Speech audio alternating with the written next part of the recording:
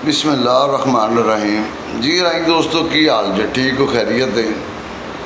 कल मैं एक वीडियो वेखी है मियाँ मुहम्मद अकरम वज़ीराबाद नाल पिंड भरोग चीमा उन्हें गल बड़ी वड्डी की है। कल उन्हें गल करके ना कोशिश की है कि अराई कौम का ज़मीर जागे, उन्होंने लोगों का जागे जिहड़े बेज़मीरे ने, जिहड़े इंतशार फैला रहे ने, उन्होंने लोगों का ज़मीर जगाने की भी कोशिश की है।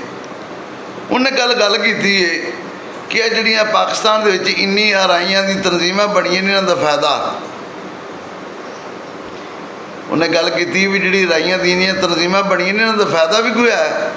उस आखे जी कोई फायदा नहीं। जदों इन्हां किसी अराई दे नाल खलोना ही नहीं, किसी जगह ते अराई नाल ज़्यादती हो रही है, कोई जुल्म हो रहा है, इन्हें बोलना ही नहीं, ये गूंगे बन के बैठे ने, इहदा तो कोई फायदा नहीं। उन्हें अगर इस तरह से सन 48 तो जिमने राइयां भी बनी सी, फिर वही काफ़ी सी, फिर दूसरियां बनाने की जरूरत कोई नहीं। गल बड़ी वड्डी कर गया, गल च वजन बड़ा है।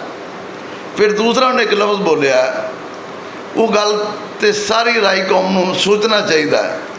उस आख्या जनाब मैनू को टाइम दो, उन्हें आख्या मैनू को टाइम दो, पूरे पाकिस्तान से किसी जगह पर किसी राई का नुकसान हो जाए, वो नुकसान मैं भरांगा, मैं देंगा। बड़ी वड्डी बात है, बड़े बड़े जज्बे की गल है यार। और इस तरह के दोस्तों की सपोर्ट करनी चाहिए, सानू इस तरह के दोस्तों की हौसला अफजाई करनी चाहिए जिसके अंदर ये जज्बा है। फिर वेखो ना, मचोर आदमी है, कोई मुंडा नहीं है कि एवं जबान चो गल कर छड़ी नहीं, माशाल्लाह सफ़ैद दाढ़ी है, मचोर आदमी है, पायदार गल की है। और मेरा ख्याल है कि ज़मीर जगाने वास्ते बड़ी वड्डी गल है, ज़मीर जगाने वास्ते बड़ी वड्डी गल है। और सानू पूरी राई कौम नूं मिल जुल के ये जिहड़ा सिस्टम है ना साडा, इनके खिलाफ आवाज़ उठानी चाहिए।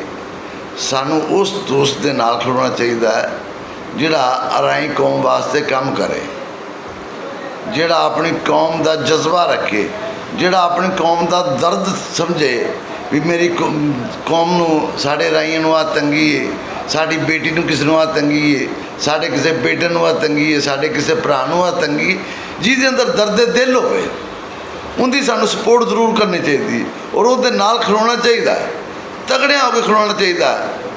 जदों असीं उसदी मुकम्मल सपोर्ट करांगे फिर वो भी तगड़ा होगा। ये नहीं होना चाहिए कि जिवें तंजीमां बनियां ने, कोई मरे कोई जीवे, खुसरा घोल पतासे पीवे, कदे आवाज़ है आई किसी पासे, आवाज़ जो मर्जी हो रहा, किसी आवाज़ नहीं उठाई। अनीता शफीक वाले मामले वेख लवो, आई को आवाज़ नहीं। मनसब डोगरा वाले मामले वेख लो, आई को आवाज़ नहीं। इस तरह कई दोस्तों नाल मेरी इख्तलाफात सिर्फ एको गल ते ने। वो किस गल तो? वो समझते हैं कि मियाँ तो एक चोरी शाह की गल करता है। नहीं भाई नहीं, मैं चोरी शाह की गल नहीं करता। मेरे वास्ते पूरी राई कौम इको नज़र है, इको नज़र नाल वेखना वा। अगर भाई तुसी भी काम करोगे, मैं थोड़े वाल भी जरूर उन्नी थोड़े नाल सपोर्ट करांगा। उवें जिवें चोरी शाह नाल खलोता उवें थोड़े नाल खलोवांगा। चोरी शाह पसंद क्यों मैं उसकी आवाज़ दे नाल आवाज़ देना? क्योंकि वो मैं काम वेखे नहीं यार, वो आवाज़ तो उठाता है, वो गूंगा बन के तो नहीं बैठा, बोलता तो है। वैस घूमने वाला मामला बनया, चोरी शाह आवाज़ उठाई। नासर मदनी वाला मामला बनया, चोरी शाह आवाज़ उठाई। मनसब डोगरा वाला मामला बनया, चोरी शाह आवाज़ उठाई। निदा शफीक वाला मामला बनया, चोरी शाह आवाज़ उठाई। इस गल तो मैं सुनियो वीरो, उहदी गल दे नाल खलोता वा। अगर दूसरे भाई भी साडे अज करनगे काम, यार मैं इन्हां दी भी सपोर्ट करांगा। मेरे वास्ते हर राई इक्को जिहा, मैं किसी च फर्क नहीं समझदा। ये मेरा खुदा जानता है। ना मैं किसी की पार्टी दे विच, ना मैं किसी के धड़े दे विच, ना मेरा ज़हन है, ना मेरा मिशन है। मेरा एको मकसद है, सिर्फ और सिर्फ अराई कौम के वास्ते काम करना, अराई कौम की इज्जत के मकाम से।